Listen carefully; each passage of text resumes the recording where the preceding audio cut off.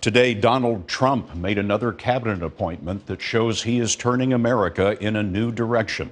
He's nominating a labor secretary who believes that wages are often too high. This comes a day after naming one of the EPA's biggest critics the agency's new administrator.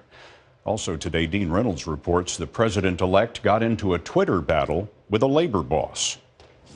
The president-elect made his second visit to Ohio since his election, and while his stop in Columbus involved soothing the survivors of last week's attack at Ohio State, getting back at any and all critics was still on his mind. The latest to draw Mr. Trump's wrath was Chuck Jones, an Indianapolis union president who had the crust to say that Mr. Trump exaggerated the number of jobs he saved last week at the Carrier Company. If in fact it was an oversight, it was a big mistake not knowing how many people's livelihoods you're negotiating to keep here in this country. The president-elect claimed he'd saved 1,100 jobs at Carrier. And by the way, that number is going to go up very substantially. As CBS News reported last week, the actual number is 800 jobs saved. But Mr. Trump did not like being corrected. Chuck Jones, he tweeted, has done a terrible job representing workers. And if United Steel Workers 1999 was any good, they would have kept those jobs in Indiana, spend more time working, less time talking.